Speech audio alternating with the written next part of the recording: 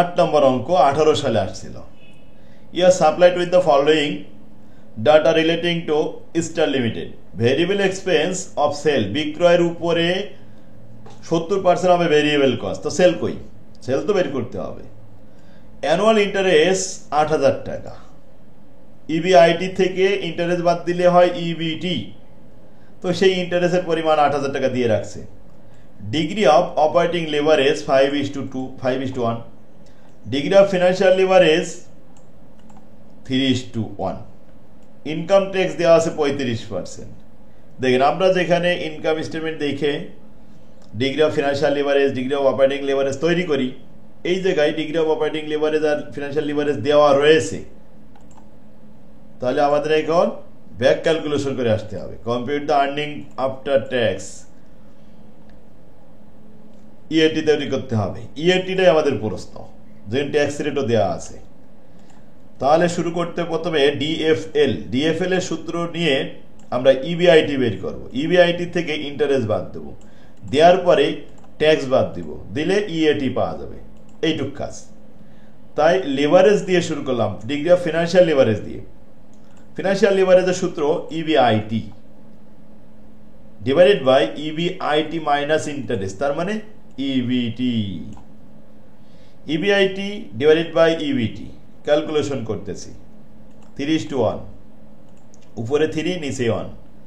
EBIT বসালাম, আর EBT হলো ইবিআইটি মাইনাস ইন্টারেস্ট। তো 3 ইবিআইটি মাইনাস 8,000 টাকা সমান সমান একটা ইবিআইটি। 3টে ইবিআইটি থেকে একটা ইবিআইটি বাদ দিলে 2 ইবিআইটি, 2 ইবিআইটি সমান সমান 24,000। অর্থাৎ ইবিআইটি সমান সমান 12,000। ইবিআইটি যদি 12,000 পেয়ে যায়, এখান থেকে আমরা ইএটি বের করবো। ইবিআইটি থেকে ইন্টারেস্ট বাদ দিয়ে দিলাম, দিয়ে 1 মাইনাস ট্যাক্স রেট ক্যালকুলেশন করলে 2600 টাকা ইএটি। ব্যাস, অ্যান্সার হয়ে গেল ইএটি। কি সহজ আছে না? 2টা স্টেপ করলে ব্যাস বের আসলো। অঙ্কটা অনেক ইম্পর্টেন্ট, 18 সালে আসছিল। ঠিক 9 নম্বর অঙ্কটা দেখেন 20 সালে আসছে। ডুল থেকে বের করা যায় না স্যার এটা? জি, ডুল থেকে ডিগ্রি অফ অপারেটিং লিভারেজ। ডোলের সূত্র কি? কোয়ান্টিফিকেশন আসে। কোয়ান্টিফিকেশন থেকে তো আমাদের আবার ইবিআইটি তে ফিরে আসা ঝামেলা হয়ে যাবে। জি স্যার। এই জন্য ফ্রম দ্য ফলোইং ইনফরমেশন, দেখেন নিচে কি বলছে। এক্সওয়াই লিমিটেড 20 সালে এবং 18 সালে দুইবার আসছে। 9 নম্বর অঙ্কটা এনআই অ্যাপ্রোচে আমাদের দেখাতে হবে। ইনফরমেশন গুলো দেওয়া রয়েছে। EBIT, levered firm, unlevered firm. Interest দেওয়া আছে লিভারেড ফার্মে, আনলিভারেড ফার্মে কোনো ইন্টারেস্ট থাকে না। Cost of equity capital 20%। Which of the two firm has and the optimum capital structure under NI approach.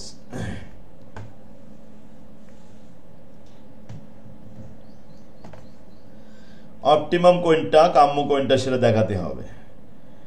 লিভারেড firm, unlevered firm. EBIT থেকে ইন্টারেস্ট বাদ দেওয়া হলো, ইবিটি পেয়ে গেলাম। ইবিটি কে ভাগ করলাম কস্ট অফ ইকুইটি দিয়ে, 20% দিয়ে ভাগ করলাম শেয়ার ক্যাপিটাল।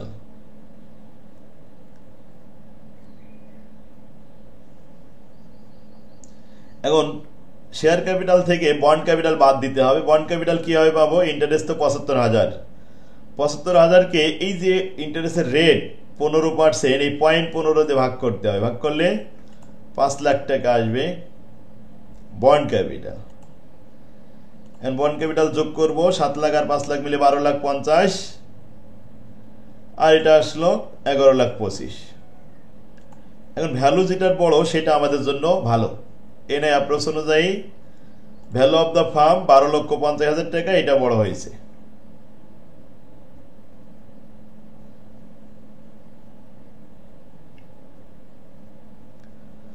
তাহলে এখন এক্স, যেটা লিভারেড ফার্ম, এটা ভালো হয়েছে। Company x farm has and the optimum capital structure. X ফার্মের ভ্যালুটা বড় বলে এটা আমাদের অপটিমাম ক্যাপিটাল স্ট্রাকচার হয়েছে। কারণ because their value is higher, কারণ সেখানে ভ্যালু বড় হয়েছে। তাই 9 নম্বরটা পারবেন তো? ছোট একটা প্রশ্ন আসলে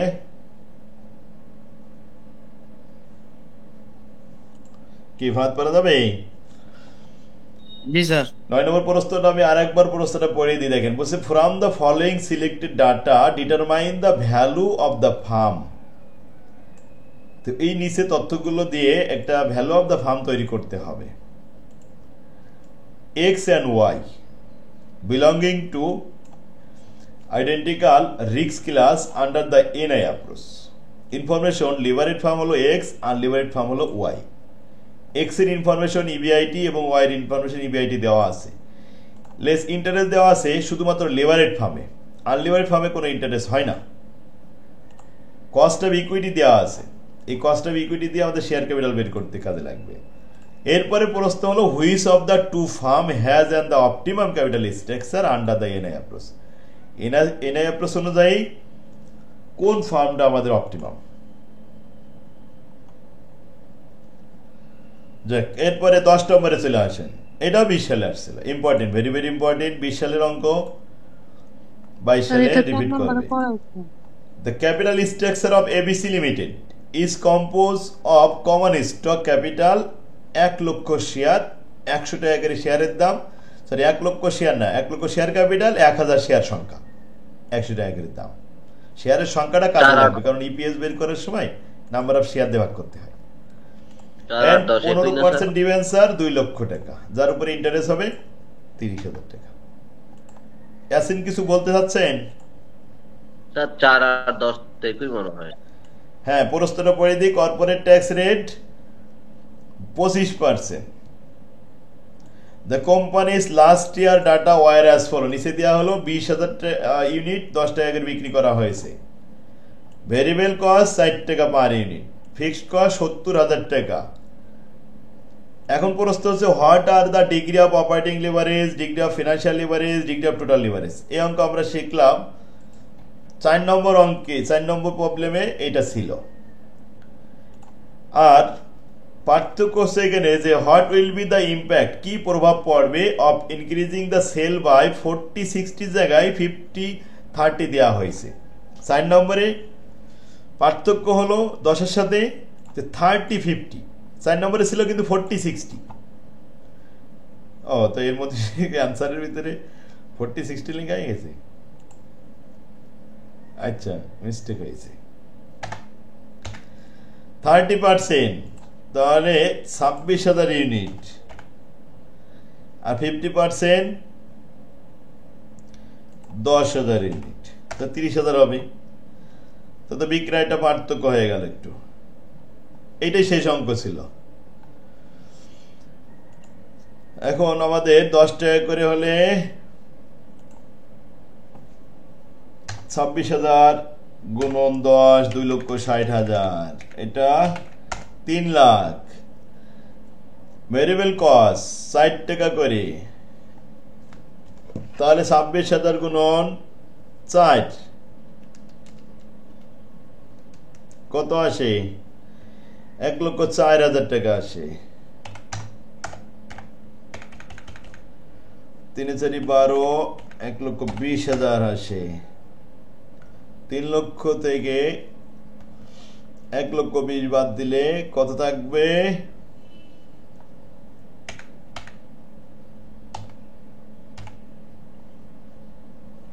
1,80,000।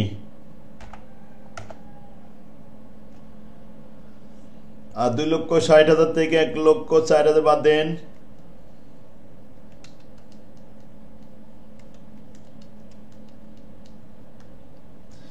1,56,000।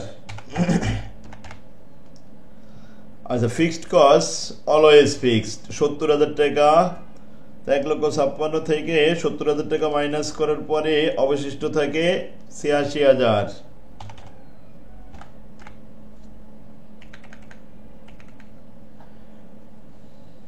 আর 1,80,000 থেকে 70,000 বাদ দিলে থাকবে 1,10,000। ইন্টারেস্ট 30,000 বাদ দিলাম, 86 থেকে 30 বাদ দিলে 56,000। 1,10,000 থেকে 30,000 বাদ দিলে অনলি 80,000।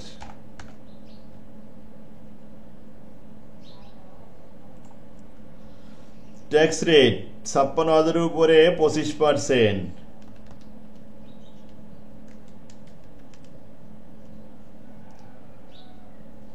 14,000 টাকা। 80,000-এর 25%,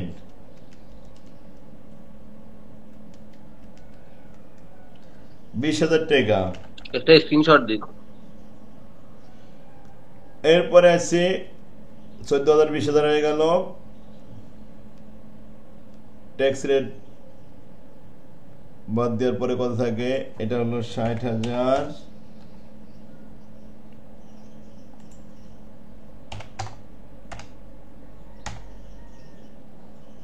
42,000। 42,000-কে 1,000 দিয়ে ভাগ করলাম, 42 টাকা, হলো 60 টাকা।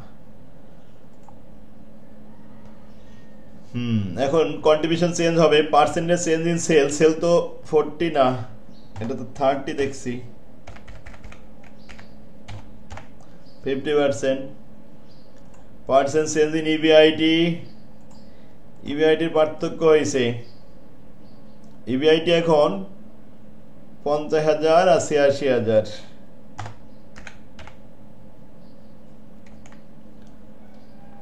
36,000-কে 50,000 দিয়ে ভাগ করতেছি, 72% হয়েছে।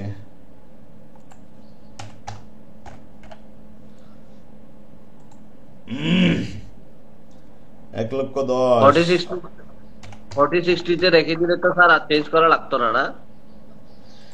না, ওইটা যদি 40-60 রেখে দিতাম তাহলে তো আর কিছু চেঞ্জ করা লাগতো না। আর ওইটা স্যার কাটাকাটি না করে চলে আসি। তাহলে 60,000-কে 50,000 দিয়ে ভাগ করলাম, এই যে 120%।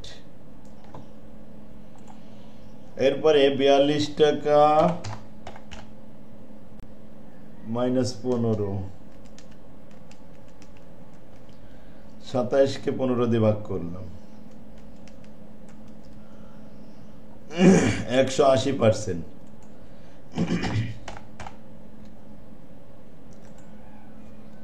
60 আর 15, 45, 45-কে ভাগ করলাম 15 দিয়ে, 300% হয়েছে। এই এখন আমাদের ডোল দেখা দেবে, degree of operating leverage, contribution divide by EBIT. Contribution কত? 1,20,000। ইবিআইটি 50,000, এটা ঠিক আছে, এই প্রথম লাইনটা তো কোনো পরিবর্তন আসেনি। আর degree of financial leverage, EBIT 50,000 divide by EBT 20,000 ভাগ করে 2.5 টাইমস। তাহলে ডোল আর ডিএফএল গুণ করলাম 6 টাইমস।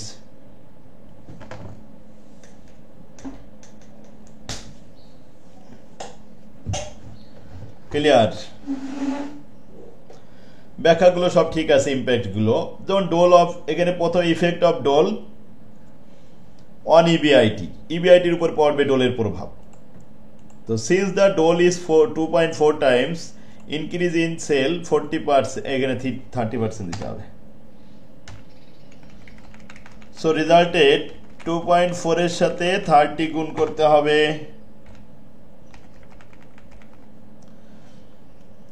তাহলে ওই পার্সেন্টেজ সেটা চলে আসলো, মিলে গেল 72%। বুঝতে পারছেন?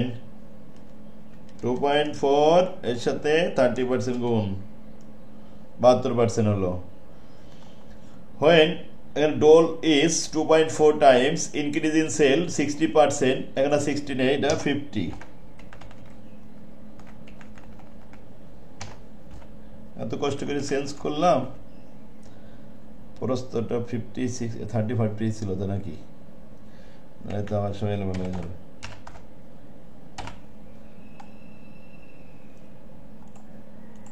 আচ্ছা, এবার আসেন DFL 2.5 times increase in EBIT 72%। So resulted 72 এর সাথে 2.5 গুণ করলে আসে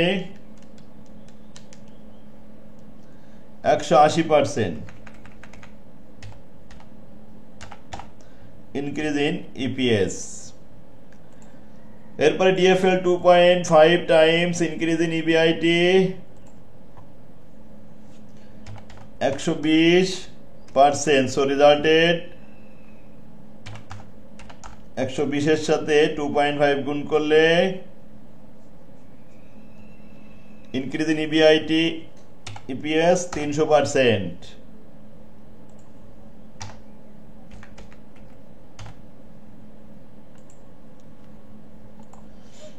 আর টোটাল লিভারেজের প্রভাব 6 times increase in 30%,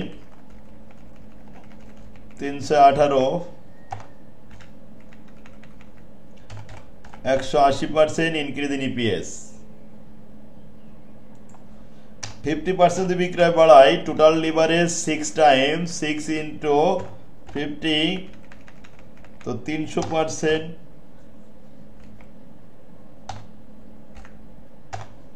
increase in EPS. Clear সবাই? অ্যাসিন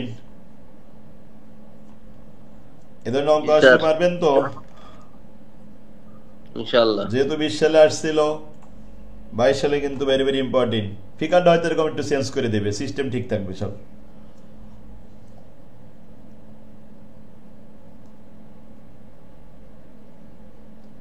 আমার তৌফিকুল্লাহ বিল্লাহ। তাহলে আমরা 1 নম্বর ফরম্যাট সকালেই শেষ হলো, এরপরে বিকেলের ক্লাসে